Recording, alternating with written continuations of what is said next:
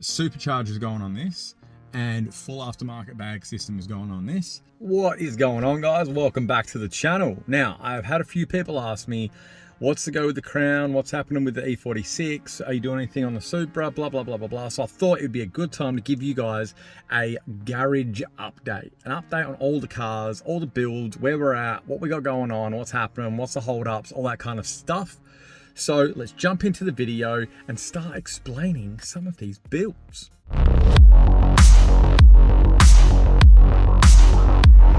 All right, so we're in the Crown because we're going to start with the channel's favorite car, the Crown. Actually, I don't know if it is anymore. Maybe the E46 was overtaken. I'm not sure, but every video I've done on the Supra is not hit the way I hoped it would because, I don't know. I think there's like a maybe unspoken hatred towards Supras because they're so expensive now, but like, that's just like America making them expensive because now they can import them and they pay the big dollars. So now everyone wants the big dollars and the price goes up and cost of living is the same. So, you know, that kind of rubbish. Anyway, we're in the Crown. So you guys may think that the Crown is done. The Crown is not done. I have some plans currently, and I actually have some far-fetched plans as well. We'll talk about that in a second. Now, I actually started doing the ambient lighting in here, and I'm not a fan. Let me show you. So as you can see, it looks rubbish when it's off. Like when it's on and it's night and you've got like a cool light, it's okay. But I am not a big fan. This needs fixing a little bit. Like there's a little crack in there. I'm gonna pull it out because I don't like it. It looks tacky to me, and you can agree that looks really tacky. I do want to do some like fixing of this. Obviously, I don't have the wood grain anymore. I want to fix it. But yeah, I installed it. Well, I started installing it. It's just on the dash at the moment. I was going to do the doors as well. I'm going to uninstall it. I'm really not happy with it. Where the wood grain was, I don't know if I want to do like a leather wrap on there or if I want to like lean Alcantara. The only hard thing with all of it is I can do like the door panels, the door trims, the center console, on the dash, all that, and it'll look really, really good. But I can't do the steering wheel. And I feel like a wood grain steering wheel in a car that doesn't have any other wood grain would look really strange. So I don't know what to do. I'm thinking like a leather wrap just on that panel and that panel, unless, yeah, that's just kind of what I'm thinking. Anyway, that's a little bit of maintenance. Also, my headlight's blown, so I'm gonna do that as well. And I'm gonna make a video on that because it's actually a little bit strange how it's done, like how you install it, how you access it, that kind of thing. And I think that'll help you all out, so that's nice. Also, if you joined into the exhaust video on the E46, you will remember that my mate went and got me some 3-inch pipe, and the guy that he bought it off actually sold him 2.5-inch. Now, it was really cheap. It's stainless. Like, we ended up having enough 3-inch pipe, so it was all good. We got the exhaust done on the E46, and that was sweet. But now I've got 2.5-inch left over. So I've contacted a shop, and I was like, hey, can you cut out my secondary cat and my resonator and put that pipe in, because I want the Crown to sound a bit more V80 and a bit louder, and it's really not. It has a nice tone to it, but it's just not as loud as I want it. I want it a bit louder, I want it a bit barkier, things like that. Also, if I'm talking weird, I'm sorry, I bit my tongue earlier and I feel like I'm talking like a weirdo. Anyway, yeah, so exhaust is getting done, that's a definite. I do want to go, you guys have heard me talk about it over and over and over again. I just haven't got around to it yet because obviously the E46 is my priority right now. I do want to upgrade the air system in this, but to be honest, it's just kind of working for me at the moment. It's just like, it's just doing what it's meant to be doing. I air up, I can park wherever I want and get up my driveway, all that kind of stuff. And I air to the floor and it sits there. Yes, I have to wait like a bit of time, but honestly, I'm not bagging out that often. And whenever I go somewhere, I know when I'm like 5 minutes away and I just air up and it's all schmick, right? You know, it just works. So for me to invest that money into it at the moment, it's money I'd rather spend elsewhere on other builds, which we'll talk about money a little bit later. Now, the far-fetched dream for this is I would like to, if money were no object, if I won lotto or something, superchargers going on this, and full aftermarket bag system is going on this, and I might even change the wheels. I do like these wheels, but I don't know, I feel like maybe another set, I don't know. But that's the far-fetched dream for this car. I am considering doing the starry headliner in here, but I'm not sure because, as you can see, it's grey headliner, grey with starry headliner. I don't know if that'll work. I don't know if it wouldn't. Also, like the sunroof is here, so like I'm gonna do it and I'm gonna end up just having all back here and I don't sit back there, so like what's the point, you know? So I'm a bit up in the air about that. But definites, our exhaust is getting done. Eventually I will do that bag system for all of you that want to like bag up and down a lot more often and faster, etc, etc. It's really low on my priorities right now. Exhaust is gonna get done soon. And yeah, little bits of maintenance like the dash and the headlights and things like that. Off the top of my head, I think that's it. Now, I have got a couple of ideas. See that up there? That? I seen this dude in Perth. He has a red 186 and they're painted red. And I was like, oh, that kind of looks good.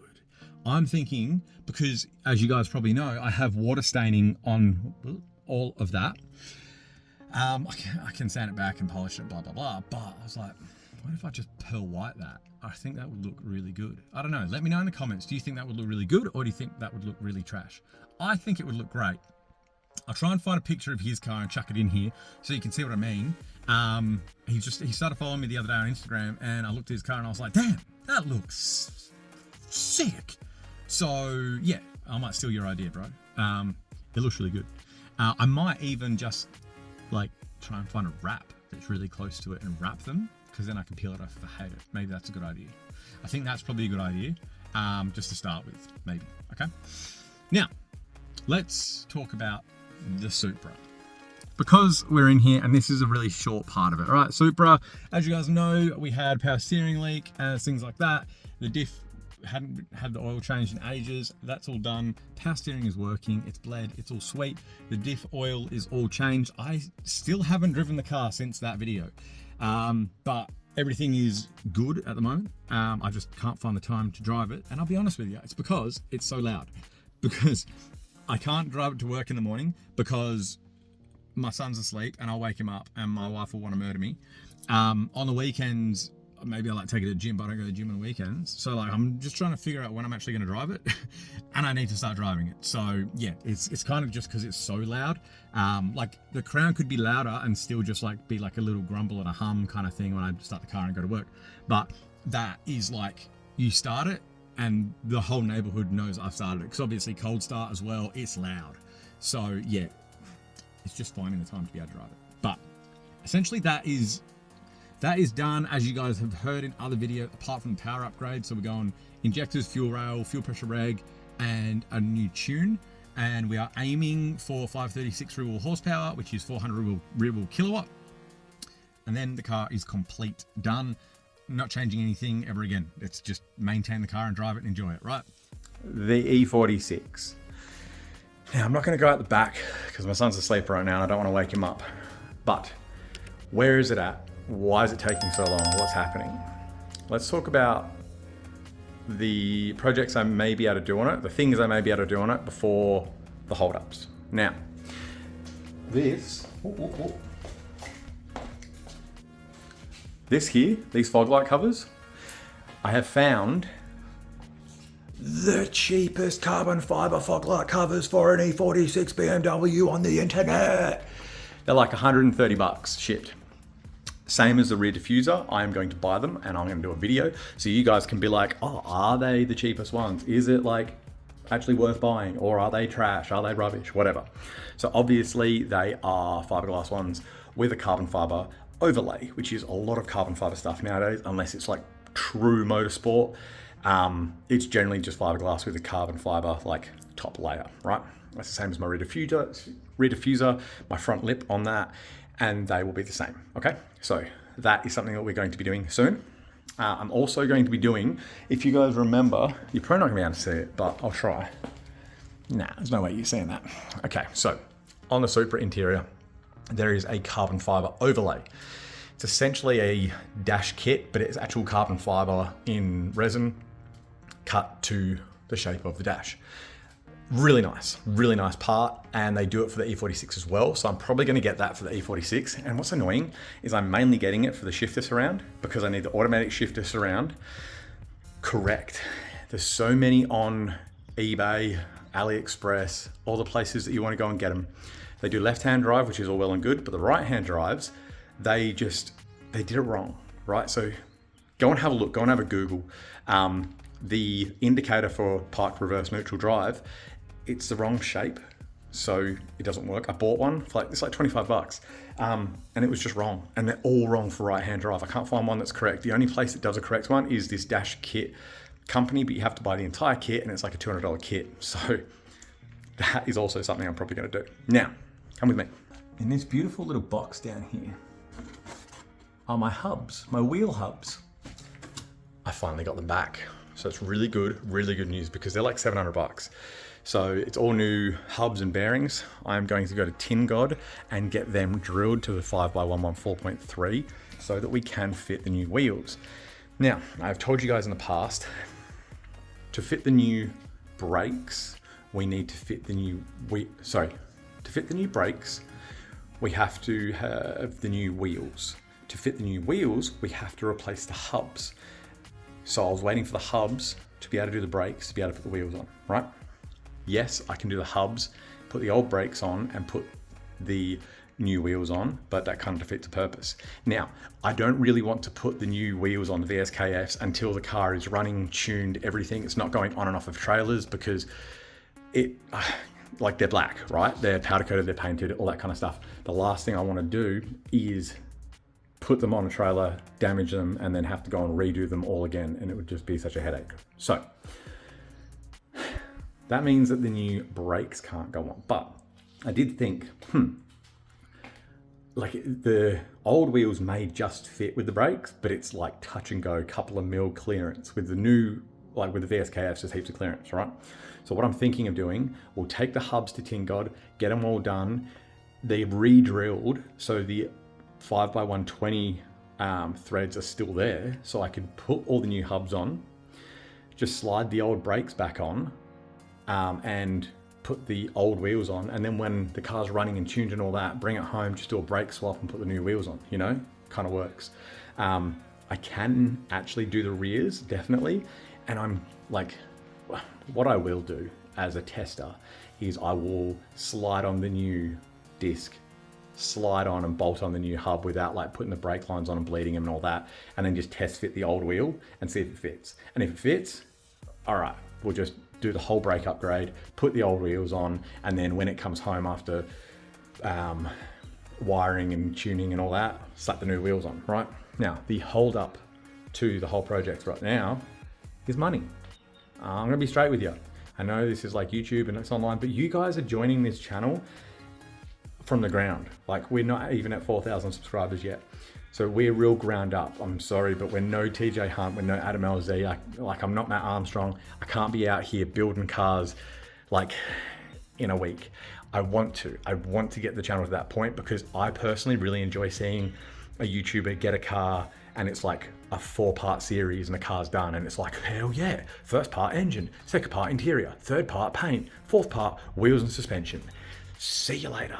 Like car's done. That's where I want to get. I want to do everything in a 4-part series, but that takes a lot of time, takes a lot of money. And I'm a small YouTuber. So like, I'm just a normal dude. I go to work all the time. You know, I try and help you guys with the videos. I try and like do my best to get the content out to you guys. But if you want to see this stuff happen faster, the best way you can help me is like, comment, subscribe, and share the videos with your friends. Because honestly, like the algorithm hasn't found me yet. I don't know if it's going to, I don't know how long it's going to take. But if we can grow the channel, we can get things like sponsors, and you know, sponsored ads and all that kind of stuff. And that's where the channel really can take off, right? Everything I earn from the channel goes straight back to the channel.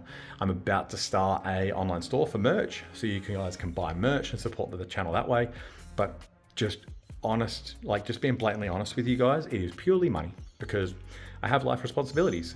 The toys are fun and YouTube is very important to me, but got bills to pay, you know, got a family to look after, got like family holidays and stuff to take them on and things like that. So it is purely money. And as soon as I can, this stuff will be getting done, I promise you. But the Beamer needs ECU, park reverse neutral drive switch, and that's the first stage, which is $3,800 because it's also going to come with a dummy tune. So that's a bit of like labor as well. Then the next stage is wiring, which is $2,500. At that point, we can start the car. Start the car. Then it's off to get tuned, which is like another 2.5 grand or 2 grand, because not only are we tuning the engine, we're tuning the gearbox, because as you guys know, we put the shift kit in the gearbox. That means higher pressures, and also the park reverse neutral drive module from Haltech means that instead of being a on-off switch, it is a voltage range. So instead of like first gear being solenoid on, solenoid 1, because I think the way it works, it's 2 solenoids. So like first gear would be solenoid 1 off, solenoid 2 on. No, sorry. First gear would be something like both solenoids off. Second gear is 1 off, 2 on. Third gear is both on. Fourth gear is 1 on, 2 off. That kind of thing, right? Now, when it's on off, it's not as fast, apparently, as if you have the voltage range. The way it currently works is the ECU sends an on-off signal to it because it's like connected or not connected. So there's a bunch of different wires. It's like 8 wires, I think, something like that, going to the gearbox. Instead, you have 2 wires and it's just a voltage range. So like solenoid 1 will open under 0.25 volts. And then the next one will be like let's say first gear is under 0.25 volts. Second gear is 0.3 to 0.5, shit like that, right? So it's very intricate, and I probably just butchered that saying how I did it, but it means that the shift kitted gearbox that can shift fast with the higher pressures, we can actually electronically tune to shift really fast. But also in between gears, you can have ignition cut, which means there's no torque going through the gearbox when you're changing gear, so that it will leave like first gear, get into second gear, grab second gear, and then the torque comes back on. So it's essentially like, instead of dumping your clutch, putting it in gear, getting it in gear, and then slamming your foot on the accelerator, right? Instead of like revving up and then pulling the clutch out. So means you can put more power through the gearbox and it can handle it, and it looks after the gearbox a lot better. So there's a whole lot of tuning there, hence the reason it's expensive, right? I just don't want to lie to you guys and have you guys be like, oh, he's got a Supra, oh, he's got an E46, or he's got a Crown, blah, blah, blah. Oh, he must have money. Like, that's not the case. Like, I'm not some like rich college, what do they call them? Rich trust fund kid. Like, oh man, that'd be so good. How good would that be? But no, I'm not. I'm just a normal dude, working a full-time job with a family, trying to like do this fun stuff. And this is my hobby, and I'm trying to help you guys and entertain you guys. So like I said, if you want this stuff to happen faster, the only way that that's going to happen is by growing the channel. And in turn, what you can do, like, comment, subscribe, and share the videos. Because I know it sounds like nothing, but if, let's say this video gets 1,000 views and 3 people like it, YouTube's gonna be like, oh, not many people like that video, or not many people engaged with that video. They weren't into it enough that they're engaging. But if 1,000 of you like the video, YouTube goes, wow, 1,000 likes, that's a lot of likes. Like, for example, a recent short I put up got 11,000 views, 400 likes. That is really good for my channel. That's a good ratio, right? It's a short, so it's different stats, but whatever.